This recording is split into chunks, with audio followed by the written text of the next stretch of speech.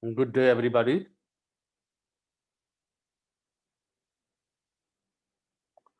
Uh, this is the internal auditor training for the laboratories, and we are going to conduct this module 2 training. Before that, we have conducted module 1 training for the laboratory internal auditor course, and now this time we are shifting towards the module 2. In module 1 training, we have covered the class number 4 and 5, and today we will cover to uh, basically elaborate the other classes as well. So let's see. As you know, this is a Sierra Leone competitiveness project, and in this project, basically, we are addressing the three main key areas. One is about quality infrastructure services, other is about value chain development, and the third is the enabling business atmosphere. And all these basically three major pillars move around the selected value chain. Those are three types. One is the cassava, palm oil, and cocoa. And in line with this quality infrastructure services, with respect to testing, with respect to certification, with respect to standards, everything that is required for the exportable quality infrastructure services that is going to be developed. Then in the second pillar, we are addressing the value chains area, and then we are linking these value chains towards the regional or towards the international export or the global export. This is the basically strategy of the UNIDO, and we call it 3C strategy. In this 3C strategy, basically, we focus on the produce. Uh, Produce becomes competitiveness, and then we focus on the conformity assessment structure. That is the part of the quality infrastructure measure that we are going to develop in the shape of testing, certification, standardization, these kind of things. Once these would be developed and these produce would be certified and tested once and accepted everywhere in the world, then we will link it to the regional and towards the global market, and that is the connectivity. So UNIDO follows this three C's approach: competitiveness, conformity, and connectivity. As I briefed in my previous lecture, that we are going to develop here basically the, I mean, lab internal auditors, or you can say internal auditors, or you can say the auditors. But the basis would be on ISO 17025 standard and on the standard of 19011. And in the module 1, I briefed it in detail. I briefed in the module 1 as well, basically that to move forward, we have to move towards implementation of this ISO 17025 standard into the laboratories, and for SLSB, ISO 17025 entire system and procedures have been developed for the three labs. One is the food chemistry lab, food microbiology lab, and the metrology lab. And as per this standard, clause number 8.8, internal audit is a must. This is the image from the standard. I briefed you in module 1. To conduct the internal audit, you need internal auditors. You need the qualified internal auditors. And you cannot basically become the qualified internal auditor for the laboratories if you are not trained and have a demonstrated capability with respect to ISO 17025 standard, that is the lab accreditation core standard, and ISO 19011 standard, that is the standard with respect to auditor competence, and with respect to audit planning and the execution. So that is why we are moving toward these two standards. This is a module 2, as I briefed you in module 1 of this lab internal auditor course. We have covered the class number 4 and 5. Although some of the decisions need to be taken by the top management of SLSB, including the team of the SLSB, the team that is responsible for the laboratories and for this lab accreditation program, to sit together and take some decisions that I have highlighted at the end of the module 1. Now in this module 2, we are going to discuss the class number 6. And this class number 6 is about resource requirement. Before this class, we have discussed this class number 4 and 5. 4 is the general requirement and 5 is the structure requirement. And now this class number 5 is about resource requirement, and step by step, we will move to other classes as well, as we are going to other modules. This class number 6 is basically a very lengthy class. And in this class number 6, that is resource requirement, I mean resources with respect to, when we ask resource with respect to finance, resource with respect to equipment, resource with respect to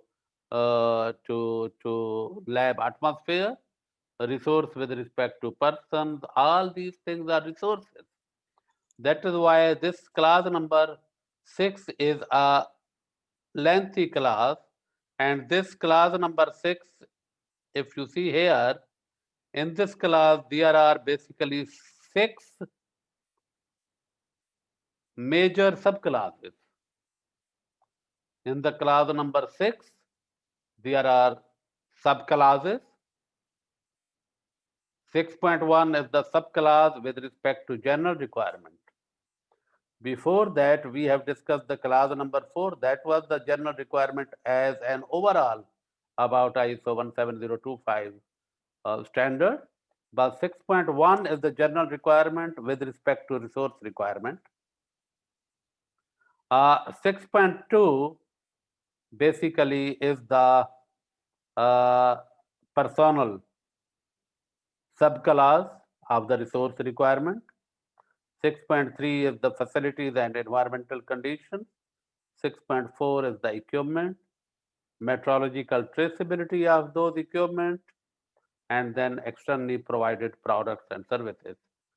These are the 6 major subclasses in the class number 6. It means in class number 6, there are 6 major subclasses. Now we will see that this is a basically a general requirement. This is the subclass. Okay, that is the general requirement. In the general requirement, only the standard has summarized the resources or highlighted the bullet of those resources that laboratory shall have available the personnel. Now the personnel is one of the subclass here. Facilities, subclass. Equipment, subclass. System and support services necessary to manage and perform its lab activities. Lab activities with respect to testing, lab activities with respect to basically calibration, and lab activities with respect to sampling. We have discussed the definition of the lab in the class number 4 of the standard. So the lab activities are testing, calibration, and sampling.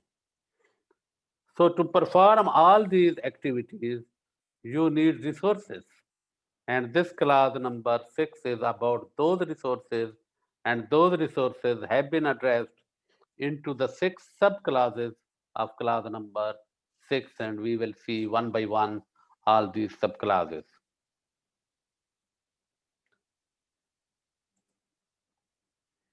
Now the 6.2, again the subclass of the major class, class number 6, that is resource requirement. It is about competence, competence of the personals. When we say competence, does not mean basically the education. Competence does not mean basically the experience. Competence means demonstrated capability. And when we say demonstrated capability, it means that person can demonstrate that he is capable. Maybe he has a very good CV, he has very good certificates, degrees, but either he is capable or not, we have to see that. That is called competence. So the competence is a broad. It is basically the product of education, qualification, training, technical knowledge, skills, experience, but in a demonstrated way. So this class is addressing about that competence.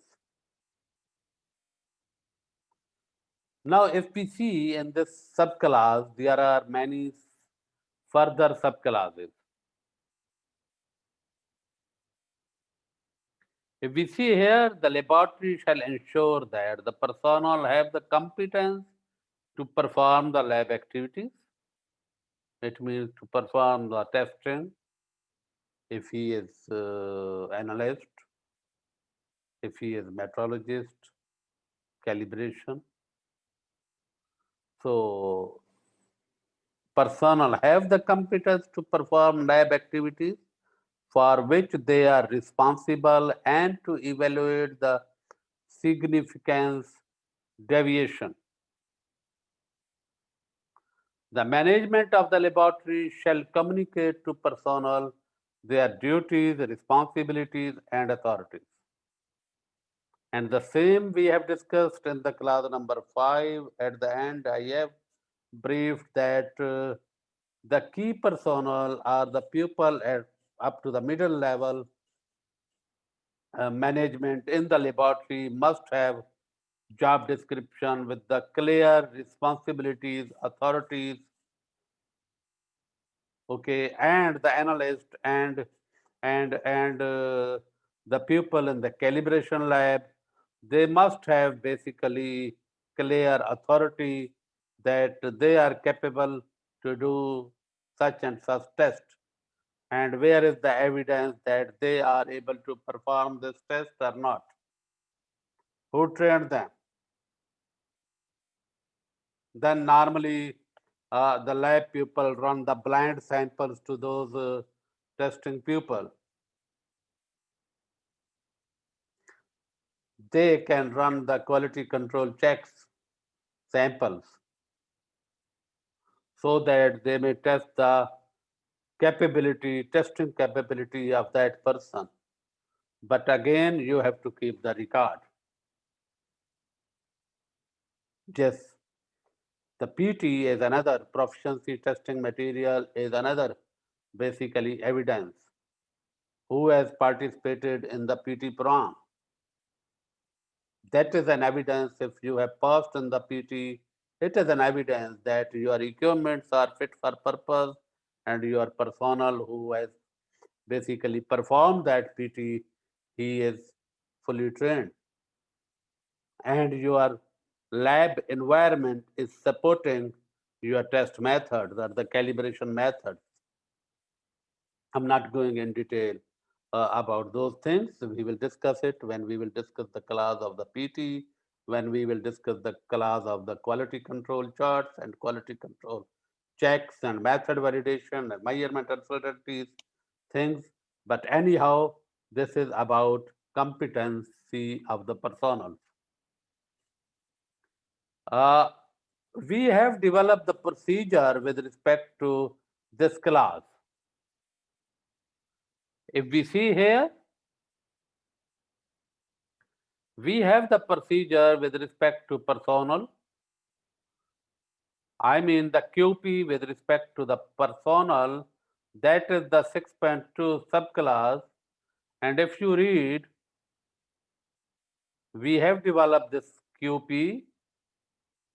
This QP is already with you. And you have the required formats in this QPs, that how to keep the record of the personnel that they have demonstrated the capability and the required competency. I would request all of you to understand this subclass number 6.2, to please read the QPs and the formats of 6.2.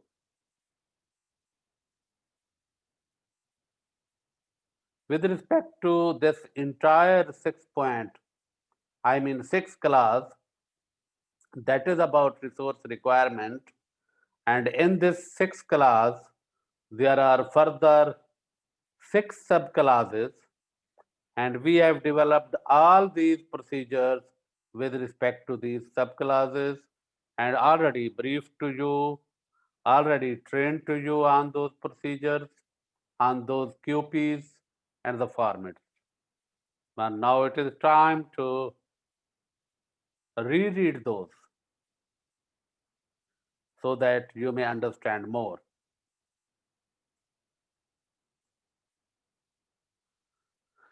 Yes, for the personnel, see here, I have highlighted that we have the 6.2, this is a subclass 6.2, and we have a QP number 6.2.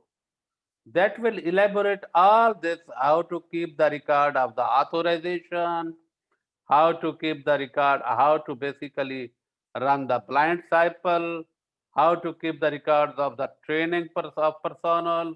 I mean, entire subclass have been elaborated in a procedure, that is quality system procedure, QP. And then how to implement it, you have to fill those formats. When you fill the formats, by understanding the QP, it means you are implementing it. Implementation is nothing. Some people are afraid of the implementation.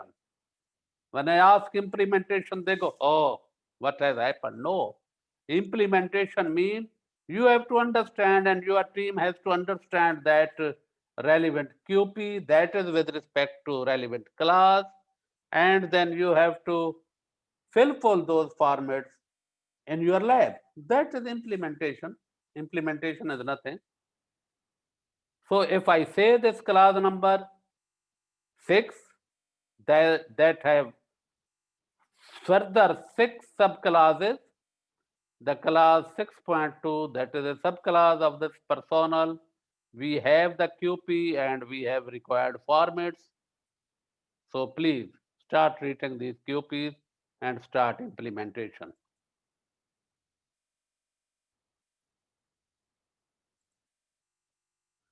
Now, class number 6.3, again the subclass of the major class 6, that is resource requirement.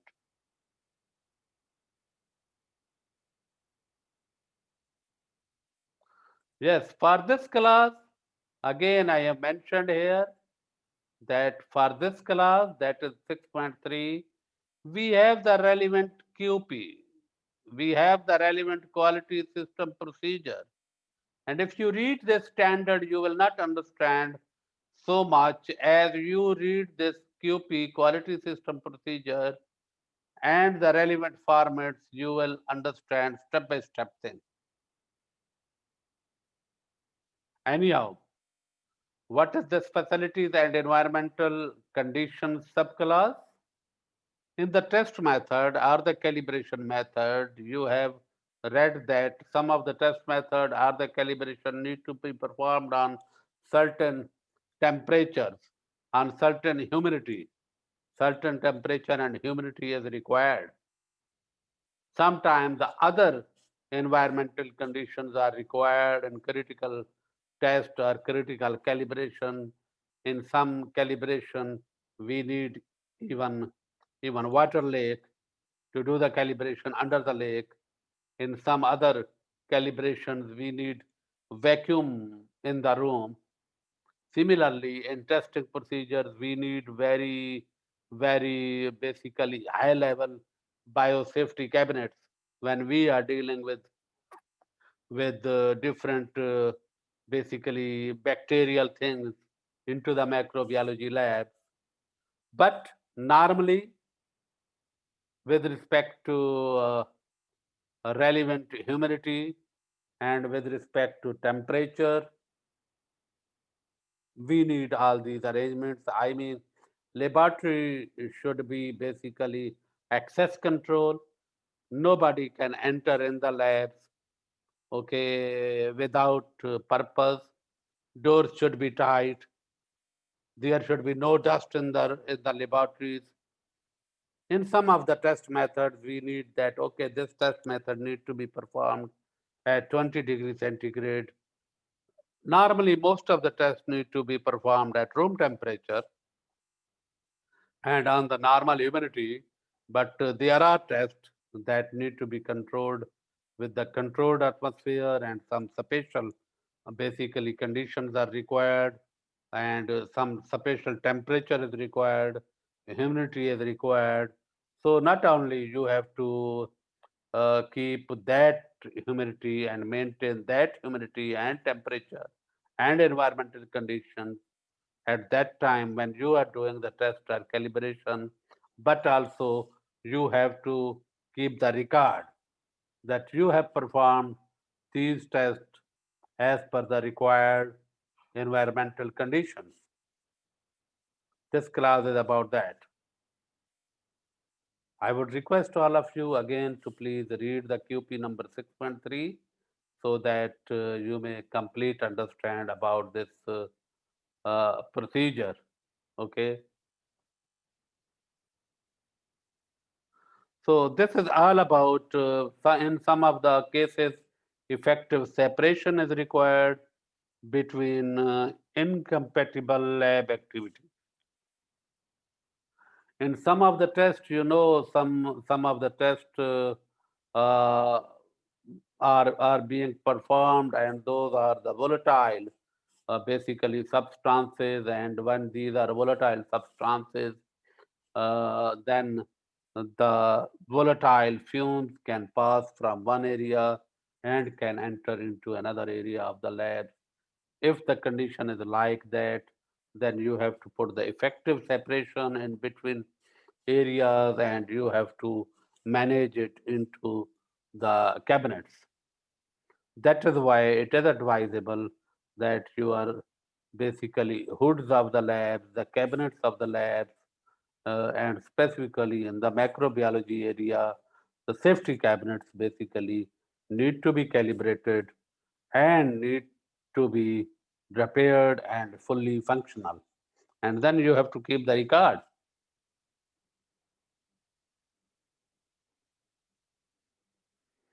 Measures to control the facilities shall be implemented, monitored, and periodically reviewed, and shall include but not limited to 6.3.4. He is given that the basically reference, and then he is basically standard is elaborating about those measures. Even the temperature meter and the humidity meter in the lab that need to be calibrated. Then is the 6.4 class. Definitely, it is equipment is another resource. When we are discussing the overall resource requirement class, then definitely we have to discuss the equipment. And all these things are equipment, not only the lab equipment. HPLC is equipment, but what about the reference material? What about the certified reference material? What about the standards? What about the reagents? What about the consumables? All these are basically material as per the requirement of subclass 6.4 of the major clause 6, that is resource requirement.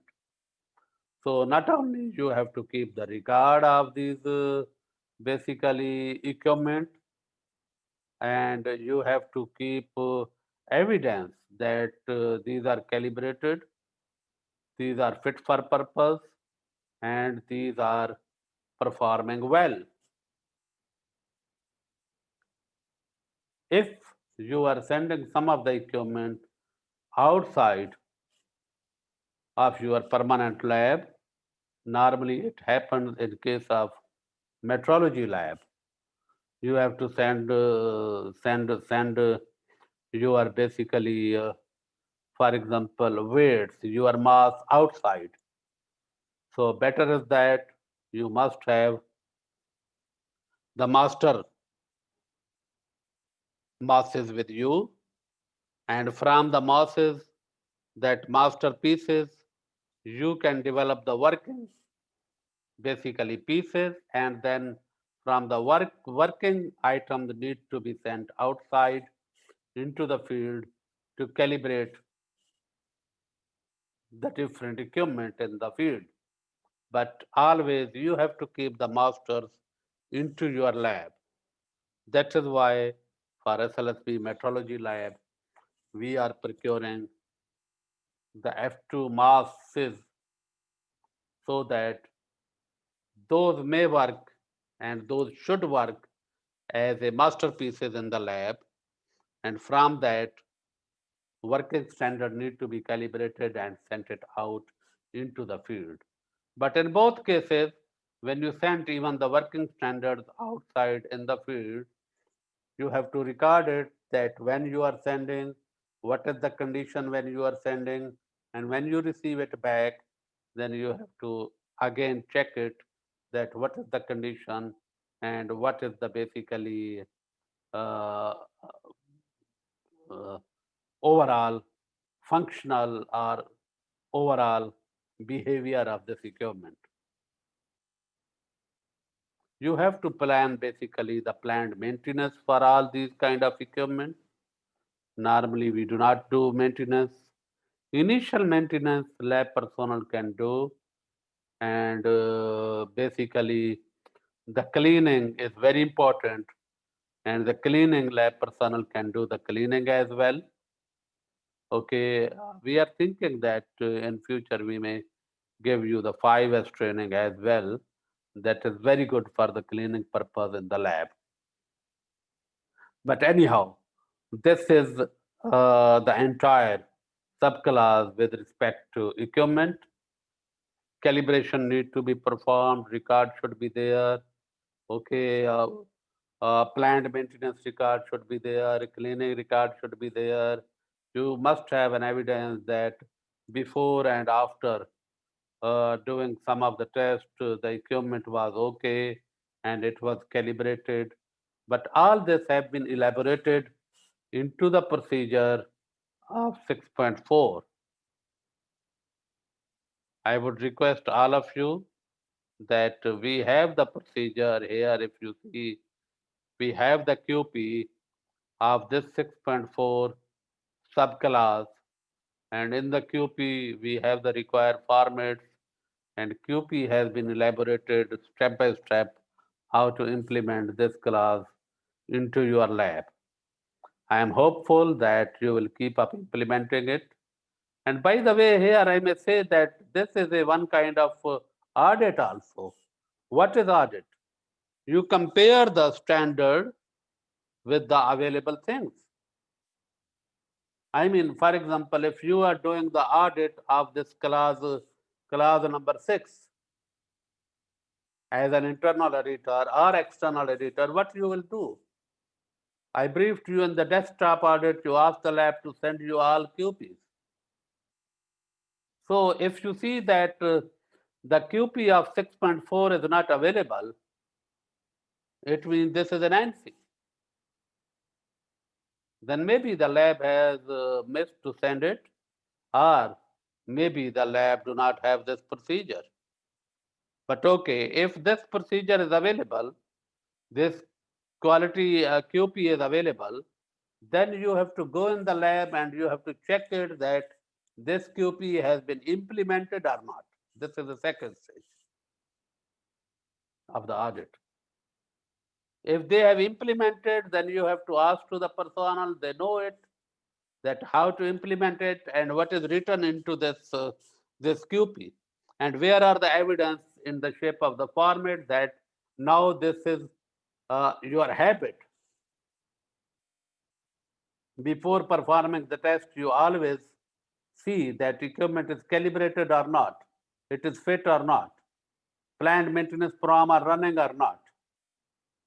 Okay, all these things need to be basically uh, implemented in a way that you can show it during the audit. This training and this development of the QPs is nothing if you are not implementing it. And no consultant and no expert in the world can implement these procedures except you. As an SLSB employee, you have to implement it. Because one accreditation body people will come, they will see that you know these procedures, you have the competency to fill the formats, you have to competency to elaborate these procedures in front of them. They do not allow any consultant, any expert, any CTA from the world, okay, to participate into the audit program. Audit is in between you and the accreditation body auditor.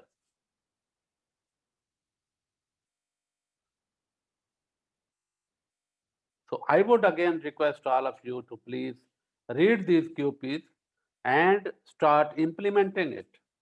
Implementation is nothing. If you read this procedure, you will understand it, and then if you do not understand, you can ask as many questions as you want. And then you have to start fulfilling those formats. And then if that will become record.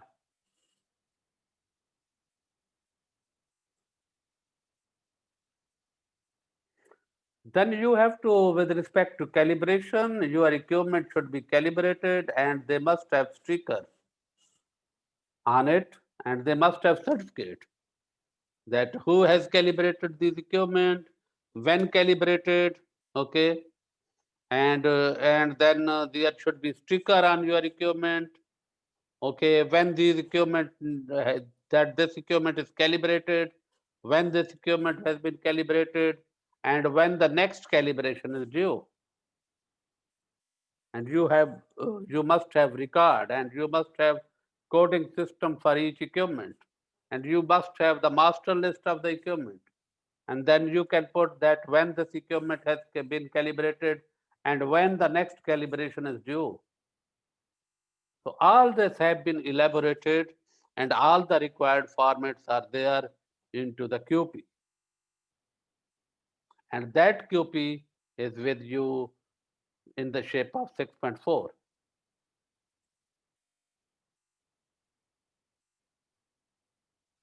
Definitely, some of the equipment become overloaded or some of the equipment give the malfunction that need to be repaired, and that is non-conformance basically.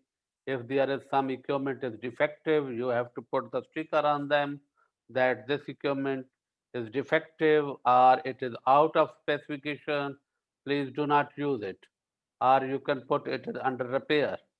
But there should be identification so that you may not get the wrong result.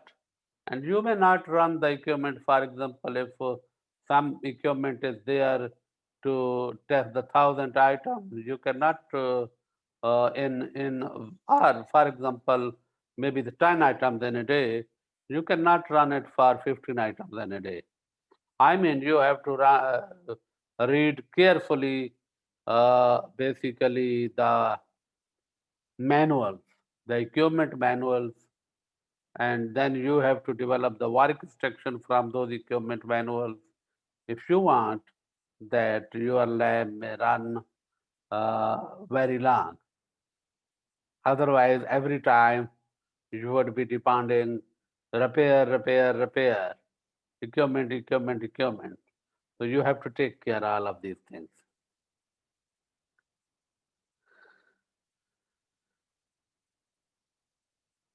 So to maintain the confidence of equipment, maybe you are using this or not, but in the equipment, this is QC check, quality control check. For example, your equipment has been calibrated yesterday, and normally you need another calibration after 1 year. But what about in between that? It does not mean for 1 year your equipment would remain intact. Your equipment can become faulty, and then you will be basically doing the wrong test. But you will be sure that your equipment is still calibrated, but the calibration was out. So how to check it? You have to check the confidence of equipment. Maintain the confidence equipment, you have to run the intermediate checks. And how you can run the intermediate checks? To run the CRM, certified reference material. But if you do not have CRMs, you must arrange it. Because when you will run the CRM, you know the value of that certified reference material. And before the testing, you may start the test in the morning. You may run one sample of that CRM. Basically, CRMs are very costly. You have to dilute the CRMs. Normally, the lab people know that how to dilute those CRMs and make a big quantity, but still you know the value of that reference material. Then you have to run that reference material in the morning, the sample from that reference material, and you know the value of that reference material. And if your equipment is giving the same value, it means still your equipment is working good. And not only the equipment, your person is still not in bad mood and still he is trained. He is working good. So it is a check for, and still your atmosphere conditions are also good. And then you have to keep the record that you have run this test in the morning. You are moving to the accreditation of your lab, and accreditation is nothing but to give the confidence and create that confidence within your lab that you are producing accurate and precise results. And that is not possible if you are not doing intermediate checks, if your quality control program is not working properly, if your calibration is not good, if your people are not trained and you are not monitoring them properly, if your certified reference materials are not there, if your facilities are deteriorated, then it is next to impossible. But I would request all of you to please read this QP and start implementation.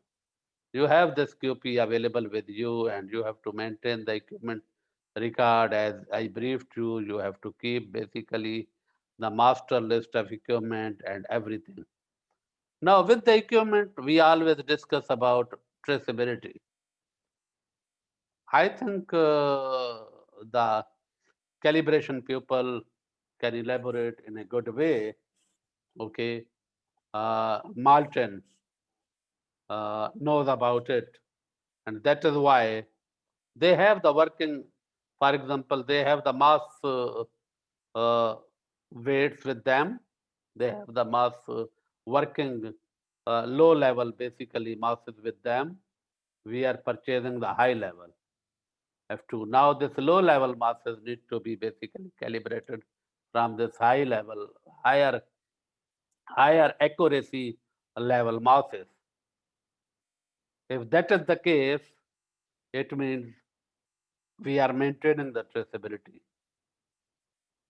I mean, uh, your equipment should be calibrated from an equipment who has been calibrated on more accuracy from another higher calibrator. But this is a chain. You have to maintain the chain of the calibration, and that can be maintained either you get your calibration of your equipment from the accredited calibration lab, or you get calibration of your equipment from the National Metrology Institute. In both ways, your calibration traceability would be intact. But if you are getting the calibration from some outside company that is not, or that does not have the right equipment, does not have the traceable equipment, then even your own equipment calibration will not be traceable to the higher level. Again, for this metrology cult traceability, the QP is there 6.5. For your easy reference, when we generated these QPs and the formats, I have given the same name as it was subclass name and the same number, so that later on it becomes easy for you to trace back that what QP number is for what subclass or what class. So you can see that this is a 6.5 and this is 6.5 as well.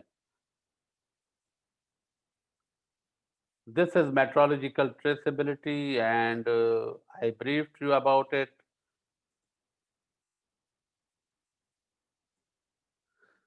Externally provided products and services. What are externally provided products and services in your lab? For example, if you are going to basically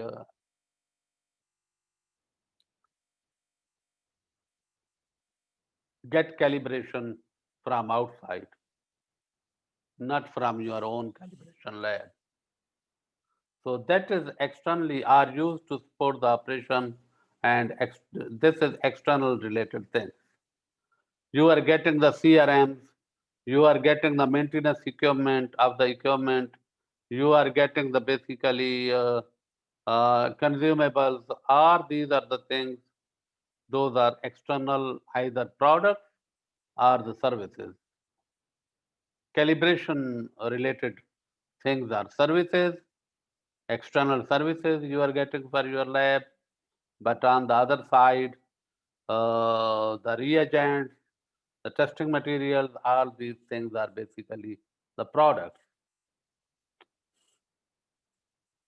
But in both cases, you must follow this QP and you must follow the detail that has been explained in this QP, and you have to implement this in your lab.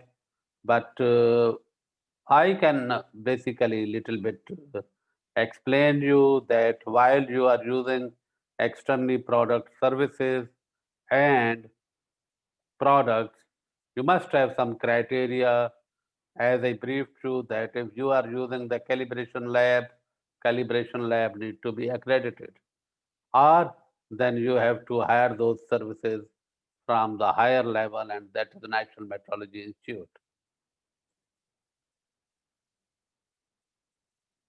Definitely, you have to keep the record of the basically communication when you are, for example, if you are getting the calibration services from calibration provider, you have to keep the record that he has basically given you evidence that his lab is calibrated, or he has given or she has given you an evidence that the equipment he is using to calibrate your equipment, those are on more accuracy side, and their calibration is intact, and this is the certificate of, of those equipment. And then you have to keep those things in your record, because ultimately you have to prove at the time of the audit that you have got the calibration services. Uh, those are according to the requirement of class number 6.6. Now I am again explaining that in this resource requirement, there are basically 6 subclasses in this major class resource requirement. And in this subclasses, 6.1 is just a general class, 2 or 3 lines class, and it is a non-implementing subclass. But from 6.2, you have to implement it. That is why we have basically developed the QPs from 6.2, and the relevant formats are there in those QPs. I would request all of you now see, this is a 6.2 and this is a QP. You already have this QP. I have just taken the image and of that QP. Okay, and you can see for 6.5, you have the 6.5 QP. For 6.6, you have the 6.6 QP, and the formats are there. And the QPs have been developed and already elaborated to you. But during your study, if you find that something is not clear in the QP or you need further elaboration to implement it, let's discuss it in our online session that we are conducting every Friday on the Zoom, and I will explain it to you how to implement it. And if something is not clear, I will explain it to you. But you have to ask it, please, rather than you may say, okay, we will do it later. No, basically, I will keep on chasing you, and as a team, we have to achieve this target that you have to implement it, and then we have to basically uh, get our labs accredited, and that is a pride for the country, and that would be an achievement and basically a basically uh, big achievement for SLSB and for the SLSB top management at the team when we will get it accredited. And that is not possible if you will not start implementation. And even if you get this training, and I may get the examination at the end, and we may provide the certificate that you are now qualified auditors, you cannot become basically the practical auditors, because you need labs where you have to do the audit, and that is not possible if you are not implementing it. So let's start implementation step by step. We have a time, and we have an opportunity. I am hopeful that together we will make it happen. So this is about class number 6, and yes, I briefed you about that. You cannot become practical auditors if you are not going to implement it. Still, we are discussing the 17025. Today we have discussed about class number 6. Then in the coming modules, we will discuss other classes, and then we will discuss 19011, and then we will conduct some of the trial exam, and then we will conduct detailed examination, and then you will qualify. But still, you will not become practical auditors if you will not do the audit in the lab, because then you will learn more and you will become the practical auditors. Thank you very much. I request all of you that these are the basically our social media accounts, and normally we post our activities, our events. Please keep your interaction with us, and thank you very much, and see you on Friday in the online session. Thank you.